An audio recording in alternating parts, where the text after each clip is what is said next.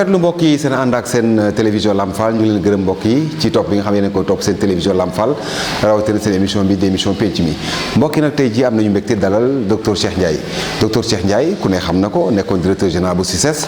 nekk it maire bu Lambaye alors monsieur le maire salaamaaleykum. waaleykum salaam Amidou. monsieur le maire wax naa ko léegi ku ne xam na ni monsieur le maire docteur Cheikh Ndiaye nekkoon na fi directeur général bu CICES tey jii ba léegi depuis 2014 ba léegi nga nekk maire bu Lambaye alors lan la ñu mën a jàpp ci dëggantaan kan mooy Cheikh Ndiaye. jërëjëf Amidou maa ngi lay sant di la gërëm ci invitation bi Cheikh Ndiaye Lambaye la juddoo fa la màggee dafa fa école primaire ba CM2 mu ñëw lycée Vanvo moom la ñuy wooyee léegi lycée Lamine Gueye après le bac D mu dem faculté des sciences am fa une maîtrise en biologie et géologie moom la ñu daa wax aussi sciences naturelles bi ba pare ma def DEA environnement après ma jàngale quelque temps après ma am bourse d'excellence pour dem Allemagne def fa formation bu ñuy wax protection technique de l'environnement nga xam ne tu fais da ngay def eau sol air avec benn spécialisation man sama spécialisation pollution de l'air la woon bi ma paree après ma dem def Montpellier benn DSS aménagement intégré du territoire après ma def à l'université de Versailles benn thèse d'abord benn master en économie écologique et développement durable après ci laa def sama thèse en économie de l'environnement alors grosso modo c'est ça après bi ma paree ma ñëw Sénégal en 2003 pour me jeter dans la politique. diggante bi it ci nga nekk directeur général bu CICES mais aussi nekk maire bu Lambaye n'est-ce pas. voilà nekk naa fi directeur de CICES de 2012 à 2020 di ci sant yàlla bu baax a baax di ci sant aussi son excellence bi le président de la République monsieur Macky Sall bi nga xam ne ni moom ma wóolu woon joxoon ma barab boobu nga xam ne barab bu am solo la. dimbali naa fa Sénégal dimbali naa fa samay bokk wax dëgg yàlla am na fu ma ko jëlee aussi am na fu ma ko yóbbu aussi waaw ndax bi ma fay ñëw am na nu mu demee woon ba ma fay jógee ku nekk xam na ne CICES avancé na ndax ma jox la masala ba ma fay jógee dama jënd ñaari oto yu bees te defe naa loolu xawoon na jafe CICES avant ma fay ñëw ak yeneen yoo xam ne nii gudd na bari na mu ne su ko wax. beneen laaj bi nga xam ne bëggoon naa ñu ñëw ci avant ñuy jógee peut-être ci rubrique boobu mooy docteur Cheikh Ndiaye depuis 8 ans xam nga 8 ans 2012 ba presque 2020 su ma juumul ci ngay doog a wàcc ci direction générale bu CICES alors ndax mën nañ jàpp ne tey ji docteur Cheikh Ndiaye am na regret ci wàcce bi nga xam ne wàcce nañ ko en tant que directeur général bu CICES. non regret nag man xam nga man nit laa ko xam ne du ma nit la parce que la biologie c'est la biologie hein. Personne n'est spécial personne n'est à part mais quand même du lu may faral di am ci àddina regret ndax dama jàpp ne yàllaay àtte lépp loo xëy gis suba ba ngoon loolu yàlla ko def ab diir laa fa def bi ma paree ba ma fa jeexal naa fa te nag Amidou soo ko xoolee j'ai battu le record de longévité au CICES j'ai fait 8 ans d'affilée au CICES li ma def ci foire li ma def ci événement au CICES defe naa faat na kenn mësu ko def te kenn du ko def ndax le temps est rapide maintenant donc CICES maa ngi leen di ñaanal bu baax a baax ci seen édition bi di ñëw yal nañ ko commencé ci bismillahi rahmaani rahim yi jeexal ko ci alhamdulilahi rabbil alamina ka fa nekk sama rakk la ma ngay góorgóorlu na ko état bi jàppale aussi parce que xam naa difficulté ya mais je n'ai rien à regretter du ma regretter dara dans la vie oui. docteur Cheikh Ndiaye donc ñu dugg ci beneen rubrique mu jëm ci wàllu élection locale yi nga xam ne ci lañ jëm alors wax naa ko léegi yaay maire bu Lambaye président Macky Sall li jëm ci wàllu élection locale yi nga xam ne ci lañ jëm en tout cas ñu gën a bari ci nit ñi ñu ngi naan defar na listam ñi naan mu ngi defar listam ñeel wàllu tête de liste yi alors yow nga nekk tamit acteur politique soo doon digal président Macky Sall ni fan la war a sukkandiku ba tax mu defar liste boo xam ne xëy na dingat mën ta ñàkk mais au moins mu defar liste boo xam ne ça sera quand même accepté au sein de Benno Bokk Yaakaar lan ngay digal Macky Sall président. posé nga ma question bu rëy ndax loolu da may mettre dans la situation ma nekk le conseiller du président te loolu yombut parce que président moo ma ëpp expérience. lu bare ci politique waaye fekk nag ne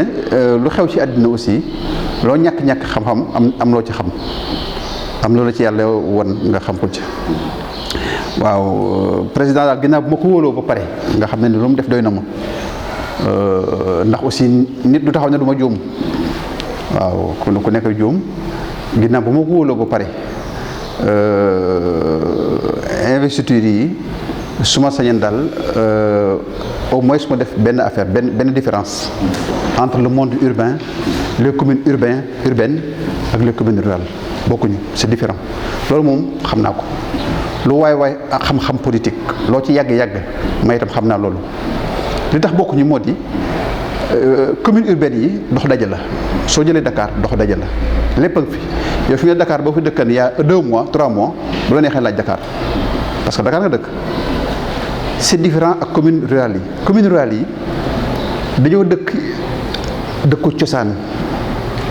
famille dañuy wujje dañuy xeex nit ñi dañuy xeex dañuy wujje ñii am nañu géwél ñii am nañu lii ñii am nañu lële ñii am na famille yoo xam ne ku ci bokk àlla kulli xaal soo yëkkatee sa loxo ñu jàppale la ndax dañ daa xamal lu bari ci ginnaaw am famille yoo xam ne ku ci bokk ñi moo lekk yëkkati sa loxo nga xam ne kon c'est différent de ce fait que loolu lu jar a tenir compte ba tax na su ma sañoon mu am ñu mu waxtaanal ci yooyu ba fu nekk maanaam sélection bi daal investiture bi daal warul nekk lu homogène loo xam ne nii on applique les mêmes règles partout au Sénégal. kon jàpp nañu su ma déggee sax parce que dëkk yi bokkuñu parce que les deux mondes aussi c'est différent le monde urbain et le monde rural aussi. donc su ma déggee sa wax monsieur le maire dafa mel ni kon président Macky Sall lu jiitu xëy na muy defar liste boobu wala boog muy taxaw ci liste boobu dinay baax trop mu bàyyi xel bu baax terrain bi donc terrain bi dafa am ay réalité am terrain bi dafa am nu muy doxee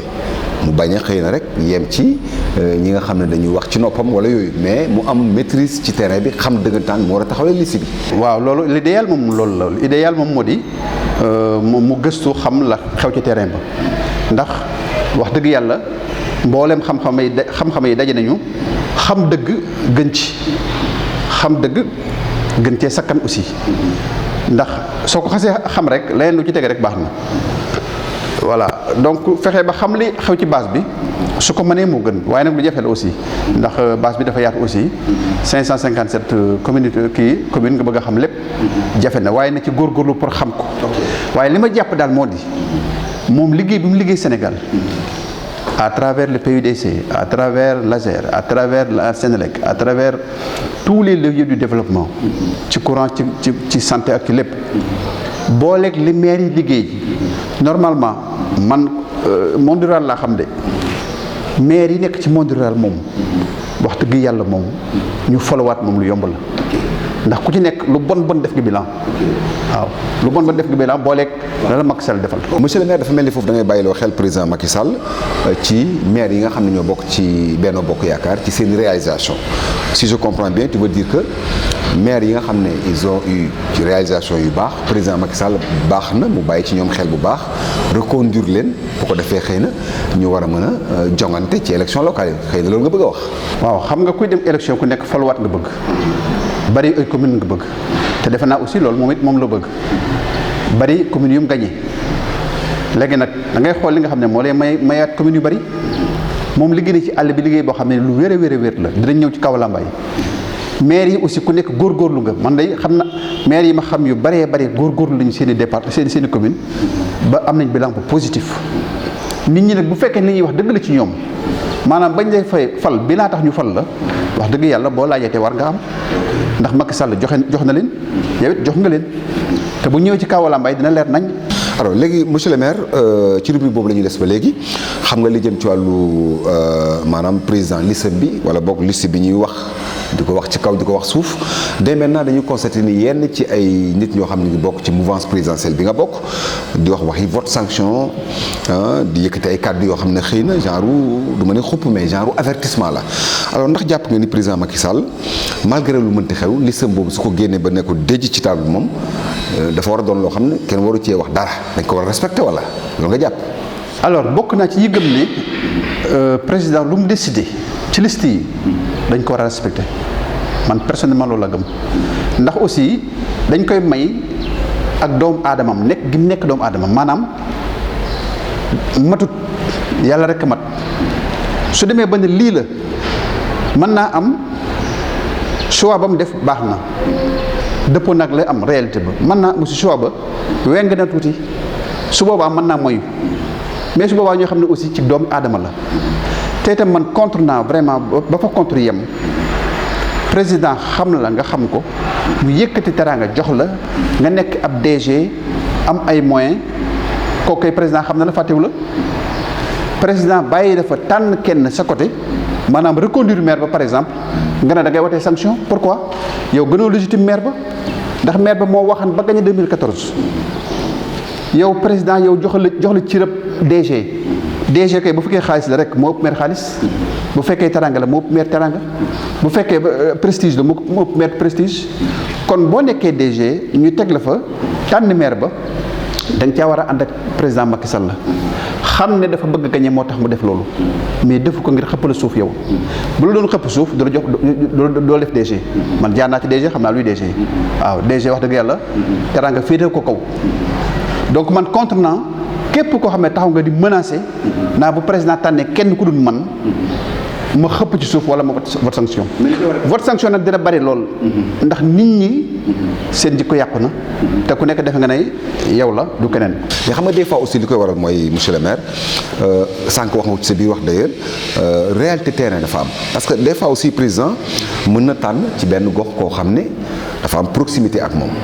alors que bu dee ci base bi askan wi wala population bi peut-être bëgguñu ko, am na keneen kuy bëgg à côté. alors président proximité bi am digganteem ak nit kooku mu jël ko def ko tête de liste, bàyyi ki nga xam ne wala boog léser ki nga xam ne moom la askan wi tànn. yooyu bu amee souvent day provoquer ay frustration, te frustration bu amee vote sanction mën na am forcément. absolument, loolu moom d'accord naa ci ak yow. président war na def bu baax a baax attention. alliés yi c'est vrai, c'est bien, parce que c'est une réalité depuis 2012, mais aussi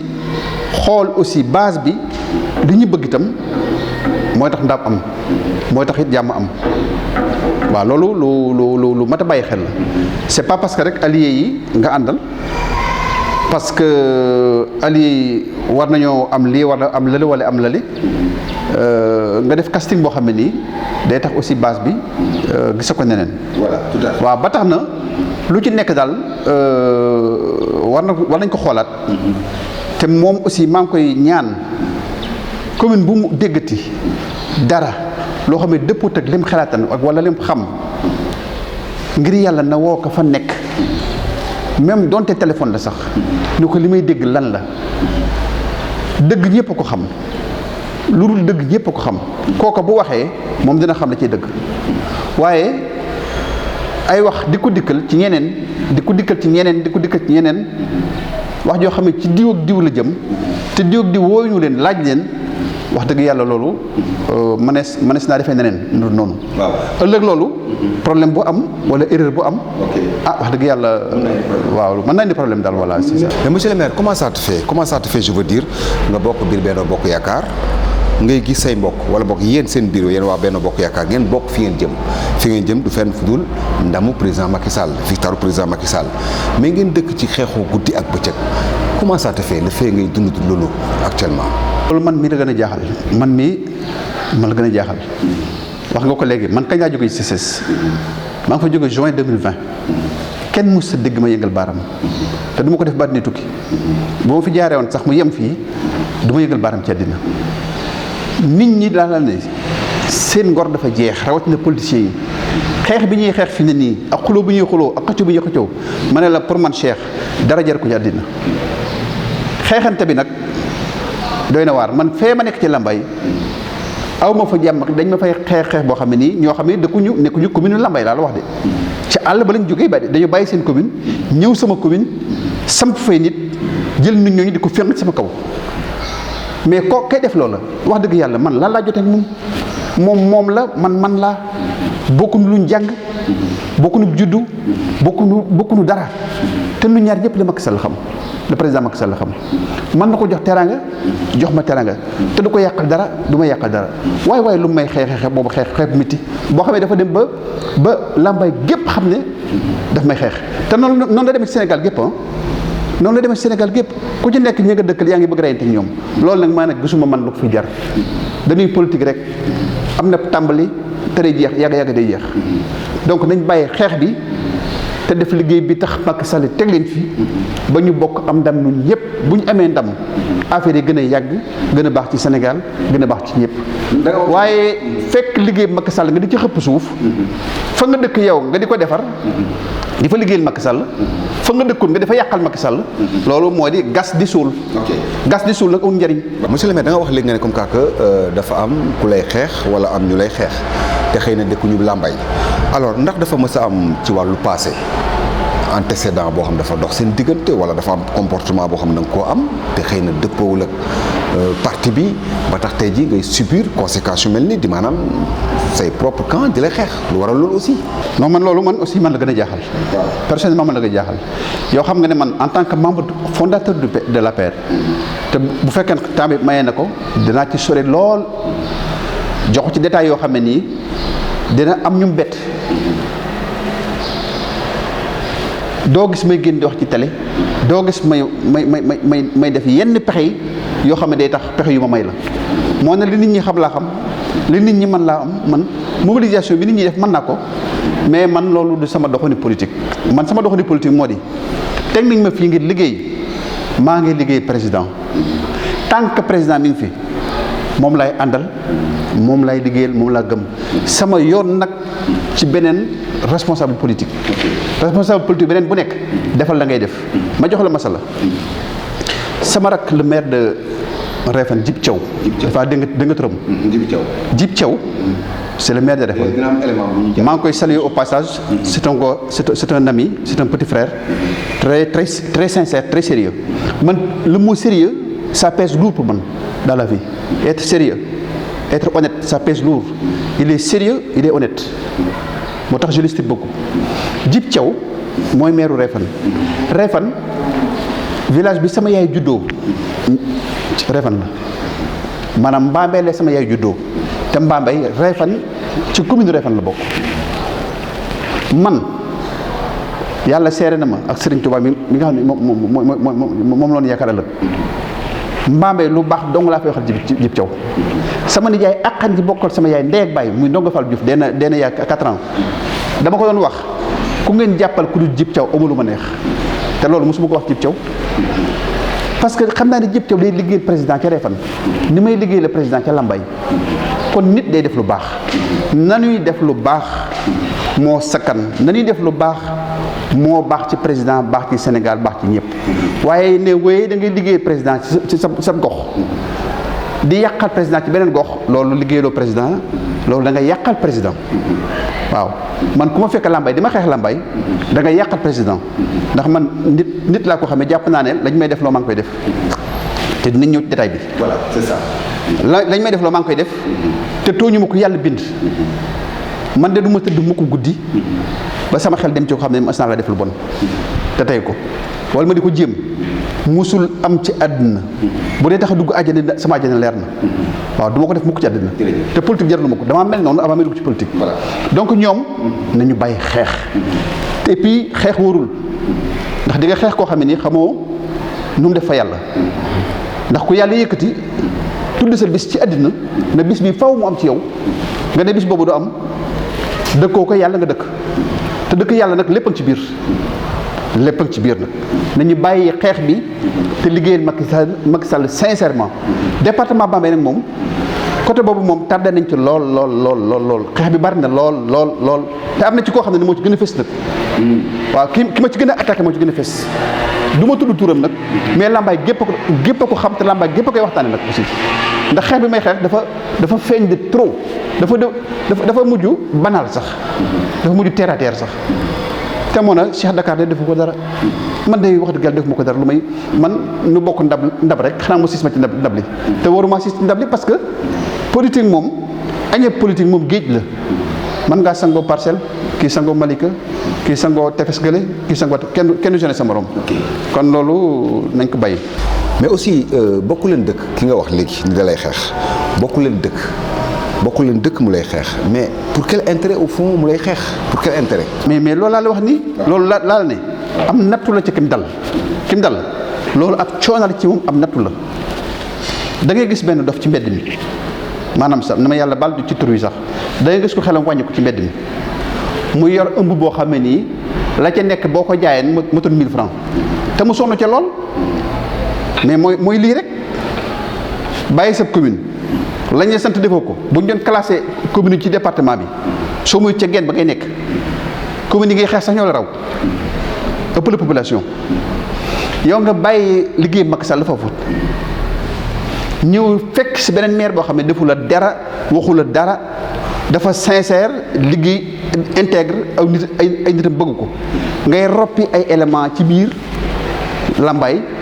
di leen jox ab liggéey di leen fenk ci kaw maire bi mais loolu pour man ak loolu natoob yàlla la kooku am natoo ko dal kon loolu franchement mën nañ ko dépasser mi may xool na dégg li ma ko wax na ma bàyyee xeex keneen aussi xeex baaxul nit du xeex nit te kenn xamul lu yàlla gemb kenn xamul aussi liggéeyam day fu mu yegg ci nit waaw loolu moom na ko xam waaw loolu mi ngi yàqal Macky Sall lu rëy te bu ma toogee nag président ak Macky Sall danaa ko wax loo xam ne nii kenn da ko weddi te dëgg la te ci kooku la jógee. mbokk yi ñu fàttali leen ni sunu gan di docteur Cheikh Ndiaye mooy maire bu Lambaye nekkoon it directeur général bu CICES. alors monsieur le maire sans plus tarder ni ma ko waxee léegi ngay maire bu Lambaye alors ndax tey ji yow monsieur le maire docteur Cheikh Ndiaye sañ ngaa taxaw yëkkati sa loxo nekkat war naa mën a bokkaat ci élection yi ndax réalisation yi ma def ndax liggéey yi ma def te ëllëg it fas naa yéene yóbbu ndam li ndax tey jii docteur Cheikh Ndiaye ñeme nga loolu. waaw c'est bien question bi am na solo mais bala ma ci yegg si nga bàyyi ma complété ci li ñu doon wax léegi li ci gën a doy waar am Amadou kooku ñi mu jël Lambaye dul ko fenk ko ci sama kaw ñoom ñëpp amul kenn par kenn koo ci jël dimbali naa ko mas naa ko yiir mas naa ko jox liggéey aidé naa ko aidé boo xam ne nii soo demee Lambaye ñu ne la kii su xab Cheikh la woon il était sous l'ombre de Cheikh mais jegeñ gumba koo ko jegeñ moo tax mu koy intéressé muy fàq kooku defe ne su ko fàqee dina ma wàññi dara xam nga soo gisee garab goo xam ne dafa taaru bari bàngaas danga naa bàngaas bee su ma ko daggee garab gi dara ji wàññi ko moo tax mu jaral ko loolu ñu ma jegeñ donc ñoo xam ne dama leen di dimbali ba ñëpp xam ne dimbali na leen rek lay fàqe ci man te loolu du dara ndax yàlla moom xereñ goo xam ne nii soo fàqee benn bàngaas ci garab yàlla saxal fukki bàngaas ci garab ma ñëw ci li nga wax léegi alors loolu lépp ci xeex bi la maa ngi dégg ñuy dem ci pàkk yi ak wër naa Cheikh du candidat ñii ne Cheikh du candidat parce que doyal na ñii ne Cheikh du candidat parce que dafa xeeb mairie bi ñii ne Cheikh du candidat parce que defu fi dara maa ngi xamal Sénégal gépp ne leen ka ñuy wooyee Cheikh Dakar Ndiaye Lambaye maire de Lambaye candidat la ci élection yi di ñëw janvier 2022 lu tax ma war a nekk candidat li tax ma war a nekk candidat man su ma nekkul candidat kuy nekk candidat am na ku ma ko wax démb ma ne ko mbër du ne mbër la mbër day taxaw rek ki xam kuy mbër xam ne kii mbër la waaw man mi ñu fal 2014 ki ma fal di président Macky Sall ak waa Lambaye président Macky Sall ne ma li tax ñu fal la de mooy liggéey waa Lambaye ne ma li tax ñu fal la mooy nga liggéeyal lu 2014 ba léegi ma nekk Lambaye def fa liggéey boo xam ne ñëpp a ci mën a teg baaram ci domaine yëpp nag santé éducation lépp mën naa ko def benn par benn. ok ma def ko. boobu liggéey bu mucc ayib ma def ko président Macky Sall aussi dugal loxoom ci Lambaye dugal goo xam ne ni benn président mosu ko dugal loxoom ci Lambaye waaw nag waaw ñooñu nag lu tax duñu laajaat tant que Macky Sall mi ngi fi di bëgg commune yi dinaa laaj ba mu ne ma bàyyil moom dong nga mën a tee ma nekk candidat waaw président Macky Sall dong may tee ma nekk candidat mais damaa war a laaj naa Lambaye ndax yóbbu naa ko foo xam ne nii te nit ñi bëgg nañu ma nekkaat maire ndax bu liggéey bu doon fukk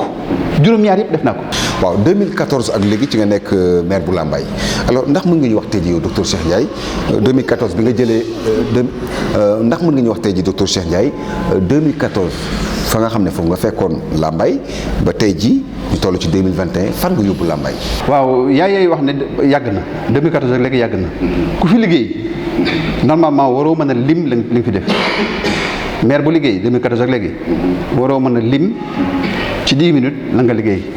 waaye dinaa lay jox ay quelques masala rek ay quelques exemples soo jiwee ci mbiram électrification rurale le président Macky Sall maa ngi koy gërëm di ko sant def na Lambaye loo xam ne nii man la ko defal ginnaaw ba mu ko defalee Sénégal ak waa Lambaye ñeenti dëkk ñoo fa mën courant avant Macky Sall président Macky Sall di falu léegi xam nga ñaat dëkk ñu am courant Macky Sall def na fa fanweeri dëkk ak ñeent su ma nee président Macky Sall nag moo di PUDC moo di Sénélec moo di ASER moo di yeneen partenaire loolu laay wooyu président Macky Sall def na fa lu mat fanweeri dëkk ak ñeent teg ko ci ñeenti dëkk yooyu man ci sama budget propre budget def naa lu mat juróom-benni dëkk ak extension Lambaye juróom-benni dëkk c'est pas rien courant dafa cher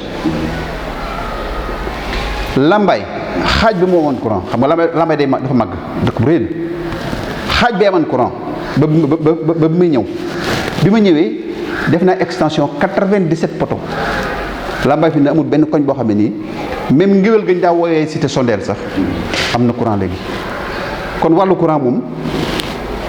gàcc ngalama président Macky Sall gàcc ngalama le maire Cheikh Ndiaye def naa li ma man président Macky Sall def na lu rëy ci wàllu courant loolu moom Lambaye moom mënuñ cee ñaxtu président Macky Sall affaire santé fonds de dotation yi saa bu ñëwee Lambaye gépp mën nañu ma témoigner ma yëkkati li ak yelleef ak poste santé yi jox leen d'abord président Macky Sall comme yëpp dafa leen ambulance bu bees ma yëkkati ma itam les seen ak seen yelleef ma jox leen ko jël ci fonds de concours yi nga xam ne pour investissement la tabax ci ay case de santé maa tabax case de santé Jokkaan Tine mosuñu bokk ci Lambaye que ay jàngkatal alxuraan lañu te sori Lambaye lool mosuñu ñu ngi may dégg maa leen jëkk a boole ci administration ndax dafa mas a nekk sama yéene ma defal leen case de santé boo xam ne 25 millions la maa def case de santé Mboubane maa def case de santé Mbousso maa def case de santé Ndiarga maa def case de santé Kër Samba Gueye kon man tabax naa juróomi case de santé ba pare def extension maternité Lambaye bi maa def extension bi kon wàllu santé loolu laa ciy tënk wàllu éducation li ma ci tënk moo di bokk naa ci ñi indi lycée bi Lambaye Lambaye dañ doon jooy lycée reyante naa ba lycée ñëw fa ba mu ñëwee taxaw naa taxawaayu conseil départemental en quoi faisant tabax naa fa ñaari classe te loolu mi ngi waran conseil départemental mais ma xët ne Lambaye ko moom ma tabax fa ñaari classe équipé ko wut ay ordinateur jox leen ñoom seen ba loolu éducation la mur Kër Koli Diouf maa ko école Kër Koli Diouf maa ko mur 100 mètres sur 100 mètres école mbal bi maa ko mur 100 mètres sur 100 mètres année bu jot saa bu ñuy def examen ma yëkk tur mat 750 000 jox enseignants yi pour ñu organiser examen yi matériel de fourniture bi maanaam fourniture bi danaa ko distribuer fan yi bi ma ñëwee ba léegi at mu jot musta tardé ci waxtu wi lañ koy joxe danaa débloqué mat 10 millions mais nag musuma ko médiatiser parce que man média du sama affaire voilà donc grosso modo loolu mooy enseignement bi. waaw c'est vrai monsieur le maire mais xam nga aussi il faut savoir une chose nit yenn saa yi di ngay sonn ngir sa askan nit yenn saa yi di ngay liggéey ndax sa askan mais dommage askan woowu en retour du ñu xam ni exactement ni yaa ngi liggéey est-ce que tey ji mën nañ jàpp ni docteur Cheikh Ndiaye yow jàpp nga ni comme que mbokki Lambaye yi ngay liggéeyal ils sont conscients wala ñoom rafet nga njort ci ñoom ni kat xam nañ ni yaa ngi leen di liggéeyal. ah oui jàpp nañ ko xam nga Amidou nit nag moom lu mu dof lu mu nafeq boo ko defalee case de santé moo xam ne defal nga ko case de santé ña koy bañ nag kooku kenn mënu leen dara parce que ñooñu fi mu ne ña koy wax ñoo ne Macky Sall deful dara ci réew mi est-ce que yow Macky Sall dafa dara ci réew mi Macky Sall wax dëgg yàlla liggéey na Sénégal ñooy wax loolu ñoo ko nanguwut ci man waaye xam nga ne lii ma lay wax nii kenn mënu ko weddi Lambaye ku dëkk Lambaye ku taxan ngay wote nag bu fekkee liggéey Lambaye tax nga doon wote di jàppale Cheikh Ndiaye war ngaa nangu loolu ne Cheikh Ndiaye def na lii ku leen yëkkati nag Cheikh Ndiaye Mor Sow Ndiaye bàyyam moo tax ma bañ ko Cheikh Ndiaye Lambaye la dëkk moo tax ma bañ ko parce que am na ñoo xam tam dëkk yi dañuy wujjee wax naa la ko àll bi dafa compliqué dëkk yi sax dañuy wujjee am na ñoo xam ne boo xasee dëkk Lambaye seen yoon ci yow tu vois yooyu comme tax di wote aussi ak comme tax di jàpp ka bàyyi kooku ne man xaw ma ci yow dara waaye ku liggéey tax di jàpp maire nungu nga ne Cheikh Ndiaye liggéey na Lambaye te pare nga pour joxaat ma mairie Lambaye. waaw mais aussi monsieur le maire foofu tamit il faut nga xam benn affaire parce que li gën a bari ci adversaire yooyu nga wax te ñu bokk ak yow camp suñu wax dañu faral di wax maanaam wàllu yoon bi nga xam ne moo dox diggante Lambaye ak Nangalma donc yoon boobu dafa nekk loo xam ne ñu bari décrier nañ ko mais xëy na foofu da nga ci xaw a seetaan waa Lambaye ndax foofu am nga fa tontu aussi. benn ci nga xam ne kon awma adversaire man awma adversaire Lambaye en réalité am na leneen lu ma gën a ragal Lambaye on y reviendra ci élection que adversité awma adversaire Lambaye ñooñu nga dégg ñuy wax ci rajo d'abord maa leen uufan bañ toll ni ñu toll yar leen bañ toll fi ñu toll nit ñëw fëkk leen jox leen dem leen jox ñu dal ci sama kaw mais ni ñu posé problème yi rek nga xam ne ay xale lañu mais man te leen na Lambaye Nangalma du sama compétence loolu mënuma ko goudronner c'est pas possible c'est l'État qui le fait maa ngi ciy dox ak wax nag waaye ku koy posé noonu sax banaa danoo war a fëq waa Lambaye gépp gën a leen ñuy manifester tous les jours ça veut dire que yow innocent politique nga tu es un bleu politique ku am maturité politique du defee noonu da ngay def la nga tollool tey sa devoir comme ni may def la état war a def nga di ko lijjanti ci suuf tam may état affilié parce que état du Lambaye dong nga nekk Sénégal am na yeneen dëkk yu nekk Sénégal te ni Lambaye yàkkamtee noonu la yeneen dëkk yooyu yàkkamtee ni Lambaye soxla noonu la yeneen dëkk yooyu soxla kon loolu dañ koy def alibi parce que toujours lu ñuy xool dañ naa ginnaaw bu ñu gisee ne def naa lépp presque dañuy seet li ma defut la ñuy wax mais tali bi dañuy nax population yi que ne war na def tali bi te deful tali bi mais loolu am na ñu ngi ciy nax nag malheureusement ñoo xam ne dañ naa dëgg la góor la waaye defagut tali bi am ñoo xam ne dañ naa non tali bi du responsabilité mi ngi ci góorgóorlu mais du responsabilité waaw te aussi Bambey Nangalma bi ma ñëwee ci laa ko monté ba léegi ran nañ ko ba mu yegg Lambaye ak Bambey si léegi am na ran donc loolu ñi xamul dara lañ ciy nax ci nga xam ne aussi ñooñu du ñuy adversaire politique ma ne ils sont nés de mes flancs ils sont nés de mes côtes ces gosses là dañ leen a monté contre man ñu dem ci rajo yi wax mais ni ñuy posé problème yi rek ci nga xam ne ay innocents c'est des bleus politiques xamuñu dara amuñu niveau yor Lambaye wuute nañoo man mi nga xam ne nii damaa laajal Lambaye bañ waa Lambaye jox ma Lambaye ma defal leen luñ mën a gis ba teg ci seen loxo bari na dëkk yoo xam ne ni fi ne Lambaye boo demoon ne Cheikh Dakar ay yat la ñuy gën dàq la ak commande doon ndax defal naa leen loo xam ne nii du ma tudd benn dëkk nag defal naa leen loo xam ne nii wax ji jeex na nañ ma tegaat ci kanam ma dóor mu daanu ma yeggale Lambaye jeex Lambaye juróom-benn dëkk moo amul courant fi mu ne nii waaw ndox mi yegg na fépp forage bi nga xam ne ni périmètre agricole bi Lambaye boo tamit 7 hectares nga xam ne kenn mësu ko mën a réhabilité naa ko ba bënn fa forage ba fan yi nañ monter la pompe solaire le forage de Mérina Diop nga xam ne dafa yàqoon complètement dem naa PUDC ba PUDC ñëw gasat ko raccordé forage ba ak château d'eau bi léegi li ci des mooy château d'eau bi dañ koy colmaté waat defaraat ko rafistolé waat ko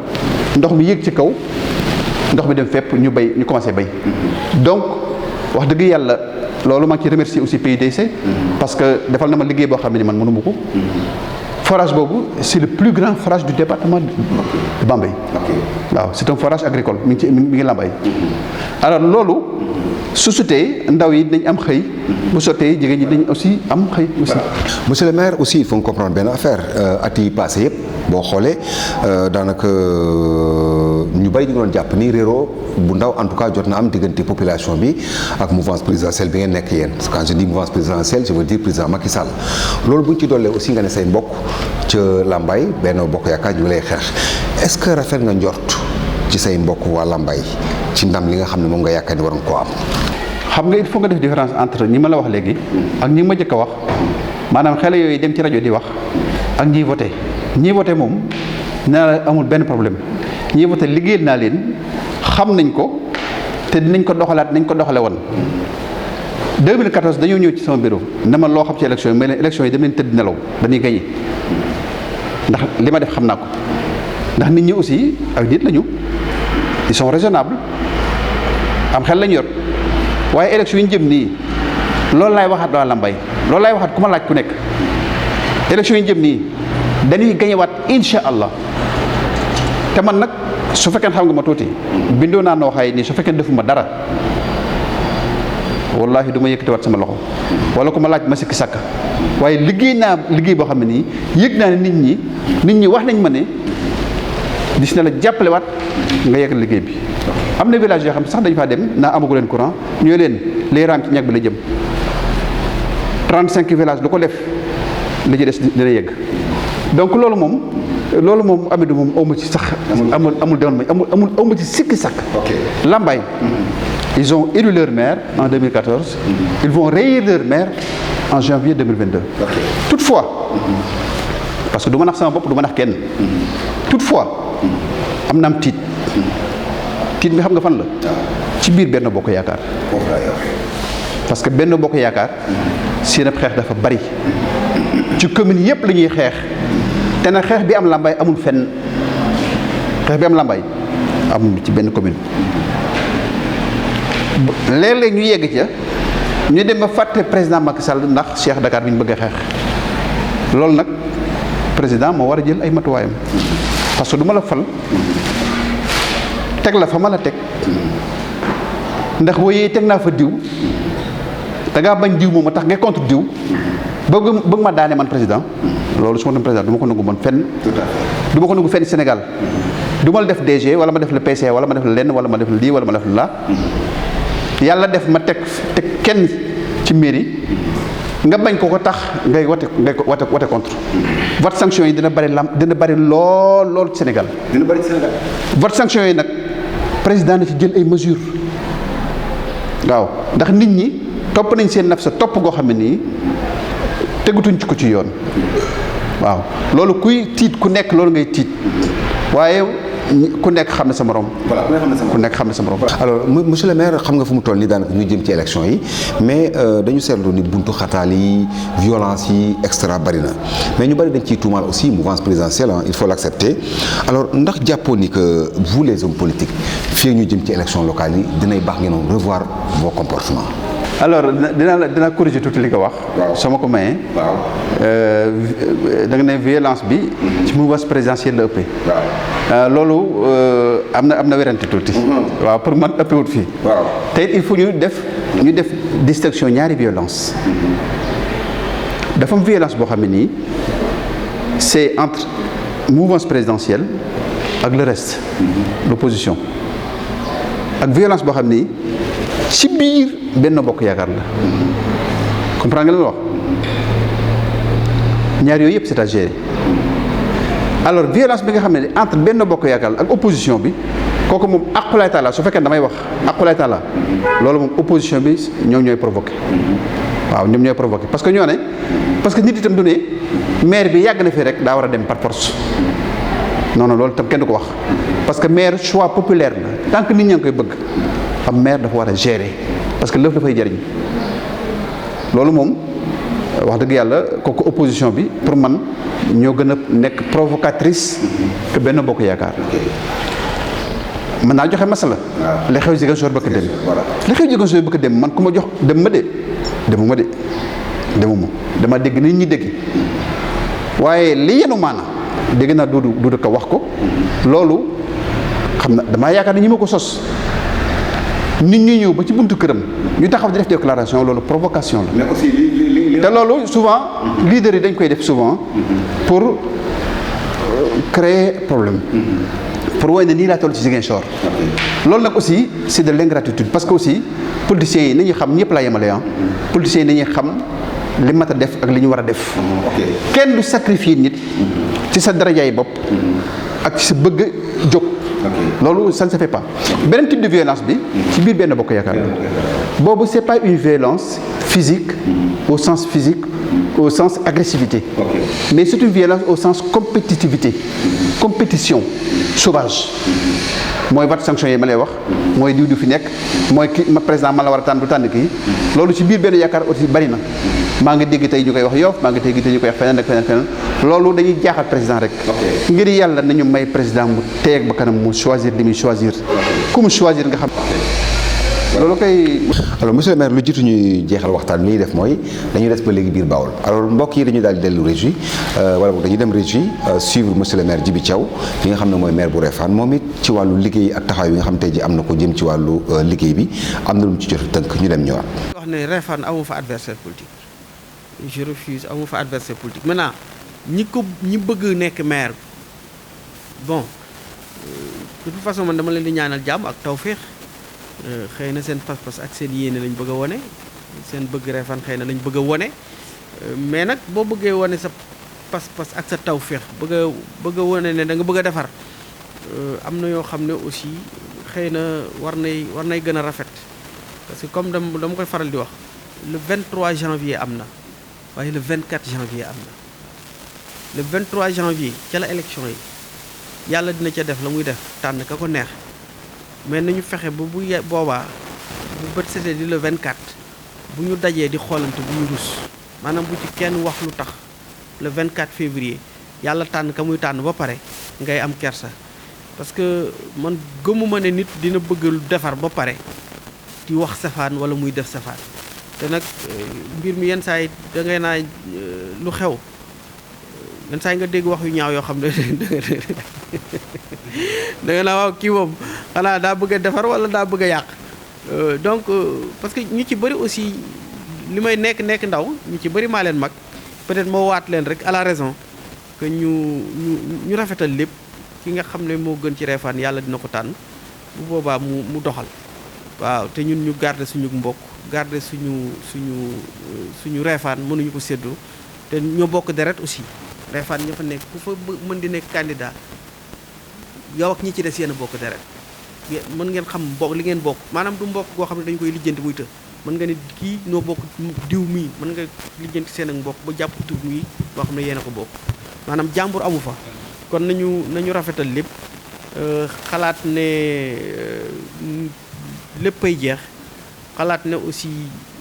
suñu wax ju ñaaw wala suñu jëf ju ñaaw lu tax yàlla soppi la mu nar a def yàlla la mu nar a def pare na ci man ma wax lu ñaaw wala ma def lu ñaaw wala keneen wax ko du tax yàlla soppi ko kon nañu rafetal rek ba lu yàlla def ñu xam ne looloo fi nekk.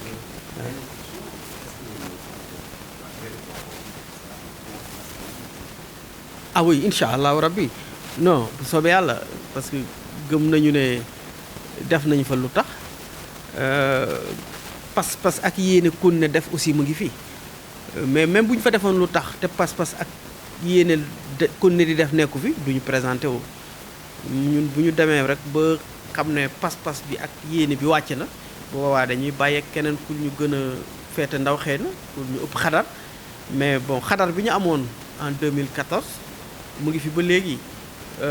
def nañ fa loo xam ne aussi xalaat nañ ne war nañu mën a yeggale def sax xëy na ba lu ëpp loolu. voilà monsieur le maire kon gis nga mu nekkoon monsieur Djibi Thiaw di maire bu Réfane comme ni nga ko waxee nekk sa rak alors monsieur le maire sa kàddu gu mujj jëm ci mbokki Lambaye mais aussi ban appel ngay lancé mbokki Lambaye fii ak ñu jëm ci élection locale yi. alors Cheikh Dakar daal li muy wax ci benn message bi muy wax jëmale ko ci waa Lambaye ñaari message la bii message maa ngi ko jëmale ci population bi électorat bi loolu maa ngi leen di wax ne leen lii ngeen jàpp waaye leen ci deng ginaar du topp kuy taxani bàyyi ko jëm ca dagg ja loolu kenn gënu koo xam kenn fii ngeen jàpp foofu la muy ànd ak Cheikh Dakar wéyal liggéey bi mu tàmbali moo président Macky Sall nga xam ne liggéey la boo xam ne musul am Lambaye aqulaay taala ñëpp xam nañ ko. beneen message bi mi ngi jëm ci politiciens yi les acteurs politiques de Lambaye du département et de Lambaye ngir yàlla xeex bi nañ ko teg ci suuf xeex bi du intérêt président Macky Sall du intérêt département Bambey du intérêt kenn te ku nekk farlu ko ne kenn mënut a gaañ kenn mënut a wàññi kenn dara lii wërsëgu ku nekk di kooku dina ko jot incha allah te defar sab dëkk nag liggéeyal Macky Sall sab commune xeex ko ci commune bu Cheikh Dakar loolu liggéeyloo Macky Sall ndax da ngay def lu bukki doon wax gas di suul moom pënde yi bare rek waaye pax du am loolu maa ngi koy jëmale message boobu maa ngi koy jëmale ci acteur politique yi département bi ak acteur politique waa Lambaye ji quant à sama rakk yi dal sama kaw nag ngir yàlla àndat na ma ak Cheikh Dakar bàyyi naa Cheikh Dakar nit ñëw na ma jënd na ma jox na ma poste waxloo na ma bu mu tax nga wax loo xam ne amul wax lu amul yàlla bëggu ko wax lu amul àq la ndax dégg naa ñu wax yu bari jëmale ko sama der bii su ma leen ko baalu gis na ko dinaa ko lay ñoom yomal xëyam loolu nag politique jaru ko waaw te lu bon lekk ngeen sama teranga ba tey seeni parents sax lekk nañ sama teranga ba tey kon wax dëgg yàlla boole leen ci ak ragal yàlla mbir mi lu yàgg day jeex boole leen ci ragal yàlla te tooñ baaxul bu leen yàlla xëyatee ñu jox leen xaalis bu leen ko jaral ba ngeen dem ci plateau wax leen la ngeen di wax te bàyyi Cheikh Dakar Lambaye fa teg Lambaye ko bëgg te Lambaye koy falaat incha allah le 22 janvier 2022. mbokk yi ñu leen gërëm di leen sant suñu gan nekkoon docteur Cheikh Ndiaye di maire bu Lambaye nekkoon yi directeur général bu CICES ñu koy gërëm di ko sant di gërëm di sant mboolem seen techniciens yu ñu jàppale ci wàllu liggéey bi mbokk yi seen émission penc mi ci beneen numéro jërë ngeen jëf wa salaam.